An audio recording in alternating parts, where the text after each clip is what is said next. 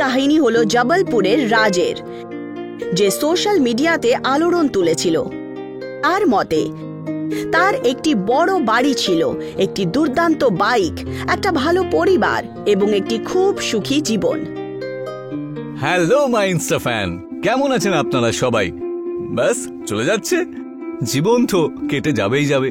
ওরে বাপ রে বাপ, মনে হচ্ছে আমার প্রিয় ফ্যানদের জীবন একটু আস্তে আস্তে বোরিং ভাবে কাটছে, তাই তো? কিন্তু ডোন্ট ওয়ারি, আমি আছি তো আপনাদের সবার সাথে, আপনাদের বন্ধু, আপনাদের এন্টারটেইনার, যে আপনাদের কখনো একা ছাড়বে না।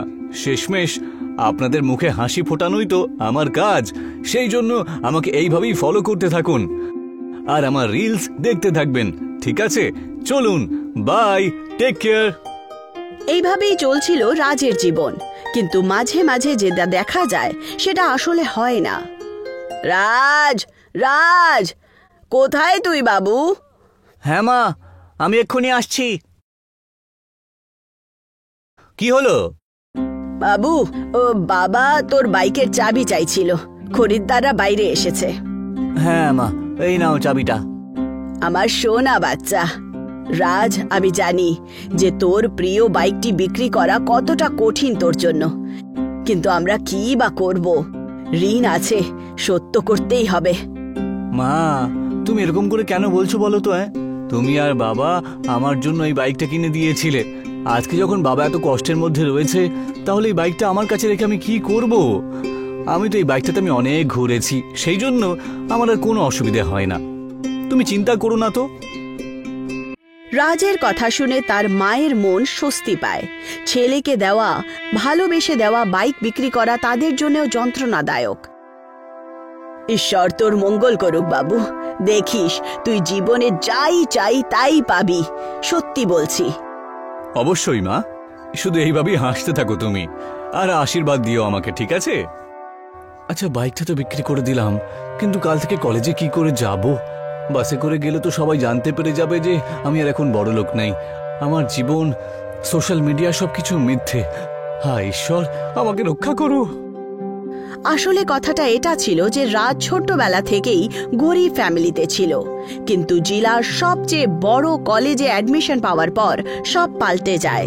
তার কাপড় চোপড় আর অভ্যাস দেখে বাকি বাচ্চারা তার থেকে দূরে চলে যায়, কারণ সে তাদের মতো ধনী ছিল না। এই কলেজের ঝামেলা আমি আর সহ্যই করতে পারছি না। প্রতিদিন যাও, বসো, পড়াশোনা করো, চুপচাপ বাড়ি ফিরে এসো, কোনো কথাই নেই, ভাল লাগে না, আমার দিকে কেউ তাকায়ও না। আর আমি কি যে করি এখন? নিজের একাকিত্ব থেকে বেরিয়ে আসতে সে সোশ্যাল মিডিয়াতে মিথ্যে প্রচার শুরু করে। সে ধনী বলে নিজেকে দাবি করে, পয়সা বাঁচিয়ে বাঁচিয়ে ধনী বাচ্চাদের মতো কাপড় চোপড় কেনে, একটা পুরনো বাইক কেনে আর নিজের জীবনই পাল্টে দেয়। এই কারণে সোশ্যাল মিডিয়াতে এবং বাস্তব জীবনেও তার বন্ধু হয়ে ওঠে। বাহ, শেষমেশ সব ঠিক হয়ে গেছে। কিন্তু কথায় বলে না, মিথ্যে বেশি দিন টেকে না। ঋণের দায়ে রাজকে তার বাইক বিক্রি করতে হলো, আর এখন সে কলেজে যাওয়াও বন্ধ করে দেয়। আরে यार, রাজকে দেখেছিস নাকি? আজকাল কলেজে আসছেই না।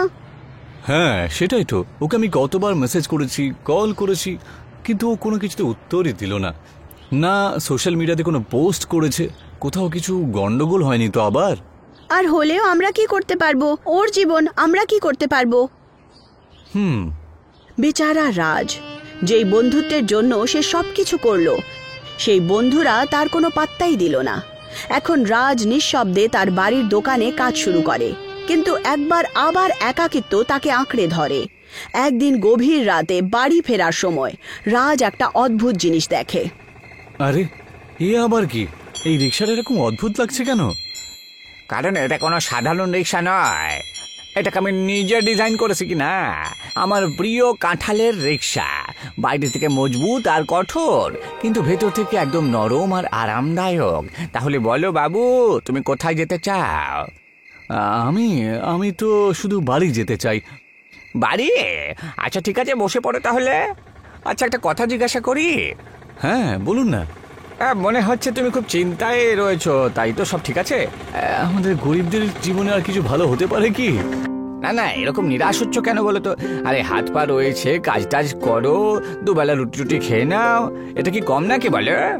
হ্যাঁ, যথেষ্ট কম। শুধু বেঁচে থাকাটাই তো যথেষ্ট নয়, তাই না? সারা দিনের এই যন্ত্রণা থেকে আর সহ্য করতে পারছি না আমি। যতই চেষ্টা করি না কেন আর কিছুই পাল্টাবে না।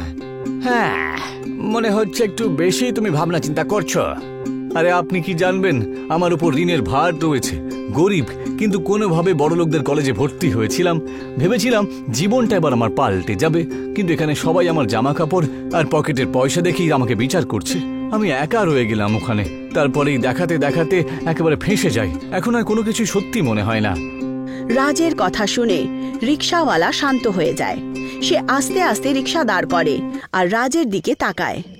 দেখো, আমি জানি তুমি কোন চিন্তার মধ্যে দিয়ে এখন রয়েছো, বুঝেছো? সেই জন্যই তো আমি এসেছি গো। তার মানে? তার মানে হলো, আচ্ছা তুমি বলো না আমাকে, তুমি কিরকম তোমার জীবন কাটাতে চাইছো? কি আর বলি, একটা বড় কাঁচের মহল, নরম নরম বিছানা, চারিদিকে শুধু আলো আর শান্তি থাকবে, পয়সার কোনো কমতি থাকবে না, নতুন নতুন জামা কাপড়, ভালো সুস্বাদু খাবার, না মা না বাবা না কলেজ না বন্ধু, শুধু শান্তি দরকার আমার। রাজের কথা শুনে রিক্সাওয়ালার চেহারায় হাসি চলে আসে। সে যেই মাত্র রিক্সা আবার চালায়, রিক্সা হাওয়াতে উঠতে শুরু করে আর গোল গোল ঘুরতে শুরু করে। আরে এইসব কি হচ্ছে? হঠাৎ করে সেই রিক্সাওয়ালা চাঁদের দিকে চলে যায় আর আকাশে কোথাও উধাও হয়ে যায়। রাজ আস্তে আস্তে রিক্সা থামানোর জন্য বলে। যেই মাত্র রিক্সাওয়ালা ব্রেক মারে, দুজনই জোরে মাটিতে পড়ে যায়। যাক বাবা, বাঁচলাম। কিন্তু এটা আমি কোথায় চলে এলাম? আর এটা তো সেই জায়গা যেখানে তুমি আসতে চাইছিলে, বড় মহল, নরম নরম বিছানা। কি সত্যি? রাজ সেই মহলে যায়। চারদিকে সেরকমই ছিল, কাপড় চোপড়, খাবার আর আরাম, যেরকমটা সে চেয়েছিল। আরে এসব আমার জন্য? হ্যাঁ, এই সব কিছুই তোমার। কিন্তু এই সব কিছু আপনি করলেন কি করে? আপনি কি কোনো জাদুঘর? হতেই পারি। আর সে সঙ্গে সঙ্গে নিজেকে জাদুকর বানিয়ে ফেলে। আপনাকে অসংখ্য ধন্যবাদ। আরে কোনো ব্যাপার নয়, আমি তো আগেই বলেছিলাম যে আমি তোমার জন্যই এসেছি। এখন যেমন থাকতে চাও তুমি থাকো, এই জগৎ এখন শুধুই তোমার। এবার আমি চললুম। রাজ এখন সেই কাঁচের প্রাসাদে সগর্বে বাস করে। তার কোনো কিছুর অভাব ছিল না। বাহ, এই হলো জীবন। দিন কেটে গেল। সেই জগতের চাকাচাকির ভেসরে রাজ হারিয়ে যায়। কিন্তু যেরকম আমরা বলেছিলাম, মিথ্যের জগৎ বেশি দিন স্থায়ী থাকে না। কিছুক্ষণ পর রাজ সেই স্বপ্নের জগৎ থেকে বিরক্ত হয়ে যায়। সে তার মা আর বাবাকে মিস করে।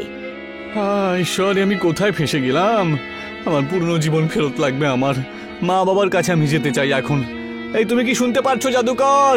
আমি বাড়ি যেতে চাই, বাড়ি। তক্ষুনি আকাশ থেকে সেই জাদুকরি কাঁঠাল রিক্সা আকাশ থেকে নেমে আসে আর তার সাথেই সেই জাদুকর। আপনি এসে গেছেন? এই দেখুন, আমি বাড়ি যেতে চাই। আমার আসল জীবনটাই ফেরত চাই আমি।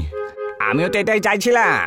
তোমার জীবনে সমস্যা ছিল, কিন্তু তুমি সেটার সাথে লড়াই করার বদলে মিথ্যের আশ্রয় নিয়েছিলে।